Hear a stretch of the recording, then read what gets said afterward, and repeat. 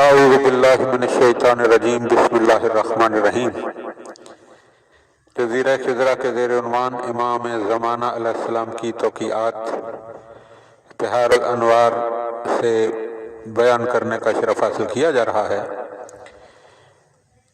مولا کی بارگاہ میں سوال بھیجا گیا کہ ایک شخص تاریکی اندھیرے میں نماز شب پڑھ رہا ہے،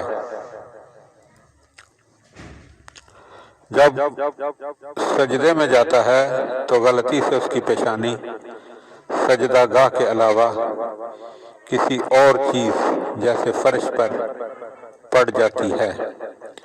اب جب سر اٹھاتا ہے تو اسے سجدے گاہ مل جاتی ہے۔ پوچھنا یہ ہے کہ وہ اس سجدے کو شمار کرے یا نہیں؟ تو آپ علیہ السلام نے ارشاد فرمایا، جب تک سیدھا ہو کر نہیں بیٹھ جاتا تو سجدہ گاہ تلاش کرنے کے لیے سر اٹھا سکتا ہے۔ پھر آپ کی بارگاہ میں سوال کیا گیا، جب کوئی شخص نماز فریضہ میں دعائے قنوت پڑھتا ہے، پڑھ کر فارغ ہو تو کیا وہ اپنے ہاتھوں کو چہرے پر اور اپنے سینے پر پھیر لے؟ اس لیے کہ ایک حدیث میں ہے کہ اللہ عز جلالہ اس سے کہیں بلند و برتر ہے کہ وہ اپنے بندے کو خالی ہاتھ واپس کر دے، بلکہ جو دعا کرتا ہے اس کے ہاتھ کو رحمت سے بھر دیتا ہے، یا یہ ہاتھ پھیرنا ناجائز نہیں ہے۔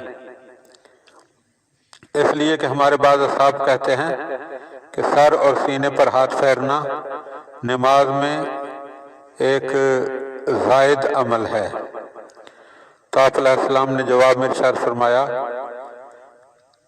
نماز فریضہ کے قنوت کی دعا سے فارغ ہو کر چہرے اور سر پر ہاتھ پھیرنا ناجائز ہے، اور وہ چیز جس پر عمل ہے وہ یہ ہے کہ جب نماز فریضہ میں انسان دعائے قنوت سے فارغ ہو تو اپنے ہاتھوں کی ہتھیلیاں اپنے سینے سے ملاتا ہوا گھٹنوں پر لے جائے، تکبیر کہے اور رکوع کرے، اور حدیث مذکور صحیح ہے، اور وہ نوافل شب و روز کے لیے ہے، فرائض کے لیے نہیں ہے، اور اس میں اس پر عمل مختص ہے، یعنی ہاتھ منہ پر پھیرنا نوافل کے لیے ہے، نہ کہ فریضہ نماز کے لیے۔